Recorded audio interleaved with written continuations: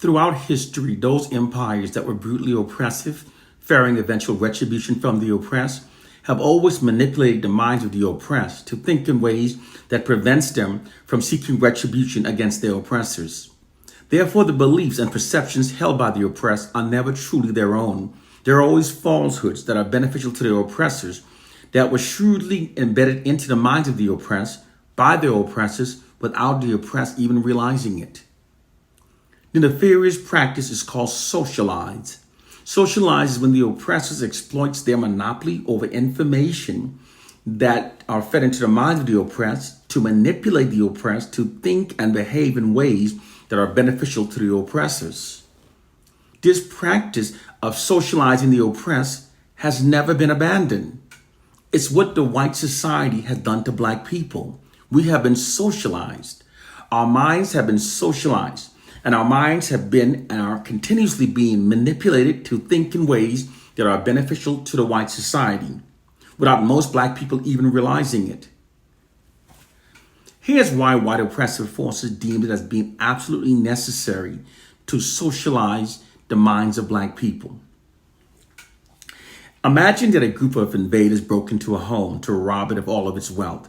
Then while leaving the home in ruins, these invaders kidnapped some of the children from the home and made them into their slaves. These invaders, fearing an eventual retribution from these enslaved children, would logically find it necessary to implement systems to ensure that the children would remain loyal to them and never hold them accountable for their actions. Because while the invaders, through their weaponry advantage of guns and rifles, can invade and rob the children's home, they cannot win their loyalty or sustain peace with them indefinitely unless systems have been put in place to keep the children loyal or to suppress dissent from rising among them. To protect themselves from retribution from these enslaved children, the invaders would have to indoctrinate disinformation into their collective minds that makes them think in ways that ensure that they never seek retribution against the invaders and enslavers. This would require that the invaders whitewash the details of the invasion and enslavement of the children. The invaders would tell the enslaved children that they merely rescued them from a dilapidated home where they were unwanted by their parents. They may also tell the enslaved children that their parents merely sold them away. The invaders may also find it necessary to make the enslaved children embarrassed of their earlier home. To achieve this objective, the invaders would routinely show the enslaved children only the worst depictions of their original home. The objective here is to make the children ashamed of their former home. The premise behind doing so is that the more ashamed of their original home the children are made, the more appreciative they'll become towards those that enslaved them. Now, all of these combined endeavors would cause the children to perceive the invaders as being their rescuers rather than the brutal invaders and enslavers they truly in fact were. This would cause the enslaved children to develop an undeserving sense of loyalty and appreciation toward their invaders. Once this perception has been successfully embedded into the minds of these enslaved children, it will also prevent them from demanding the reparation they're entitled to, because they'll feel indebted to their invaders. This is precisely what the white society has done to black people. This is why white propagandists constantly subject African Americans through their white controlled media to seeing only the negative parts of Africa, seeing the war-torn, famine-ridden, rapidly illiterate, disease-stricken images of Africa. They rarely, if ever, show us the beautiful and wealthy cities in Africa. These deplorable depictions of Africa displaying only its poorest and most dilapidated communities are in fact designed to embarrass and humiliate African Americans. Moreover, it makes many of us feel grateful that it was our ancestors that were enslaved and brought to America. We've been made to perceive ourselves as having been the lucky ones that our ancestors were enslaved. and taken away from the backwoodsness of Africa. This is our perception. This propaganda campaign has worked so well that many African Americans openly say that they're happy that slavery happened because they've been made to perceive it as being more of a blessing. They also manipulate us to think in ways that benefits the white society by miseducating us to believe that most of our enslaved ancestors were sold away by other Africans. However, please critically think and ask yourself this question. If Africans owned all the gold, the diamonds, the oil, the natural resources, the mineral, and the Western world had nothing that Africa needed, and Western money had no value whatsoever in Africa, then how then were most of the enslaved Africans fairly purchased? What possible commodity did the white invaders have that was of such great value, in such great demand, and that they possessed in such a high abundance that they were able to fairly purchase the majority of the millions of Africans that was brought from Africa? Come on, think. And given all that we now know about Caucasian, why wouldn't they maximize their profit by using their weaponry advantages of guns and cannons by kidnapping the majority of those Africans?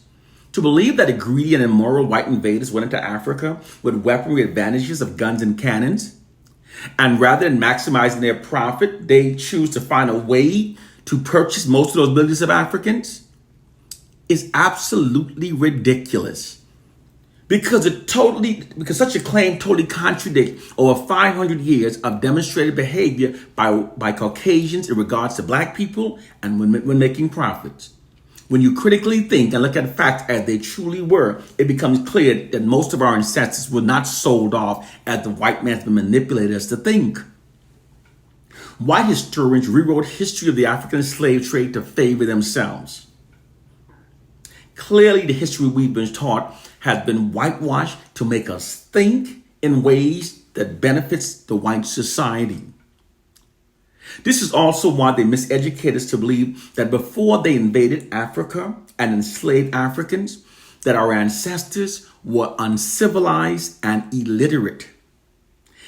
This narrative is designed to make us perceive the white society's invasion and enslavement of Africans as having benefited us. It's, however, totally untrue. This is absolutely untrue.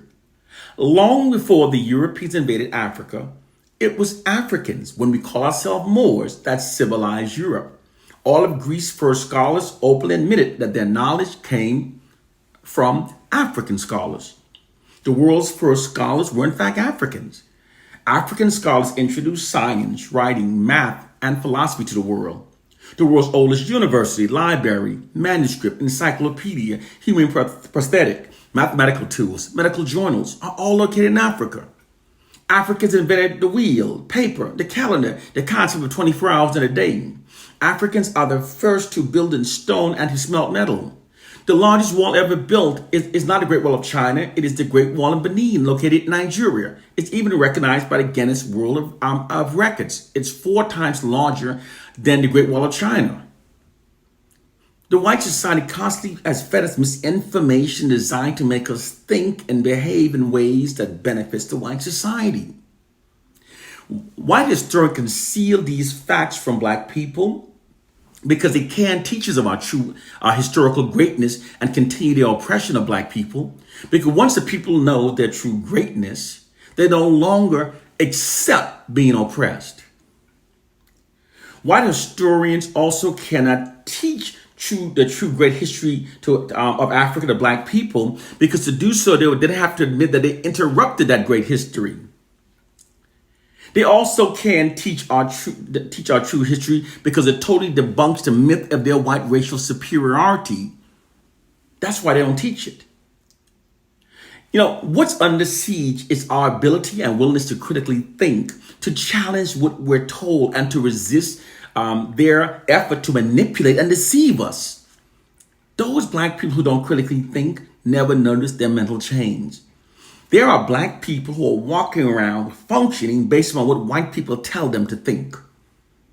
And therefore they are mentally enslaved. And everything they tell us is designed to make us think in ways that serve the white society.